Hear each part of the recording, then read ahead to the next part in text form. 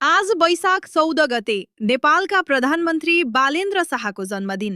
एउटा साधारण structural engineer र र्यापरदेखि देशको सर्वोच्च कार्यकारी पदसम्मको उहाँको यात्रा साँच्चीकै कुनै चलचित्रको कथाभन्दा कम छैन।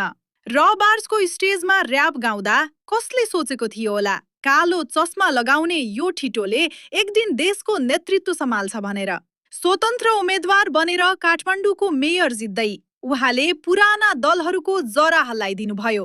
डोजर चलाएर अतिक्रमित जग्गा फिर्ता ल्याउनेदेखि शिक्षा र स्वास्थ्यमा उहाँले गरेको सुधार आज इतिहास बनेको छ। अनि आज लाखौं युवाहरूको विश्वास र ऐतिहासिक जनमतको बलमा उहाँ देशकै सबैभन्दा कान्छो प्रधानमन्त्री बन्नुभएको छ। चुनौतीहरू धेरै छन्, तर उहाँप्रतिको आशा त्योभन्दा विशाल छ। 36औं वसन्तमा प्रवेश गर्नुभएका प्रधानमन्त्री बालेन शाहलाई जन्मदिनको लाखौं लाख शुभकामना। तपाईँ उहाँलाई कसरी शुभकामना दिनुहुन्छ? कमेन्टमा ह्याप्पी बर्थडे बालेन लेखेर उहाँको यो प्रेरणादायी भिडियो सबैलाई सेयर गर्नुहोस्।